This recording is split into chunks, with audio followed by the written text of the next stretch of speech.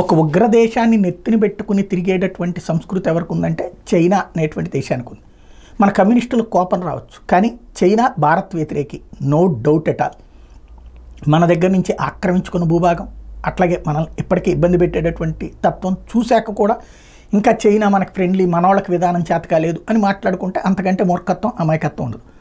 అది పక్కన పెడితే ఇప్పుడు తాజాగా బయటపడ్డటువంటిది భారతదేశం సీజ్ చేసినటువంటి షిప్కు సంబంధించినటువంటి అంశం.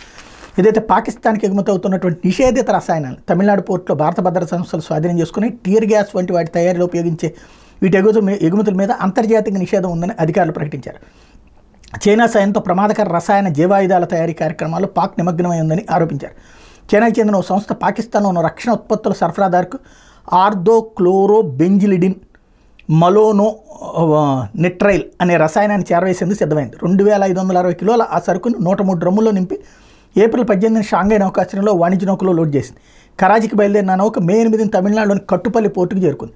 సాధారణ తనిఖీల్లో భాగంగా కస్టమ్స్ అధికారులు అనుమానాస్పద సరుకును గుర్తించారు. నిపుణుల సాయంతో పరీక్షిస్తే నిషేధిత రసాయనంగా తేలడంతో స్వాధీనం చేసుకున్నారు. వాసెనార్ అరేంజ్మెంట్ కింద దీని ఎగుమతిపై ఆంక్షలు ఉన్నాయి. ఈ ఏడాది మార్చిలోనూ చైనా నుంచి పాకిస్తాన్కి వెళ్తున్న నౌకరు ముంబై పోర్టులో భద్రతా ఏజెన్సీలు అడ్డుకున్నాయి. అణు కార్యక్రమంలో వినియోగించే సరుకును అందులో తరలిస్తున్నారని నిఘా సమాచారంతో దాన్ని నిలిపేసి.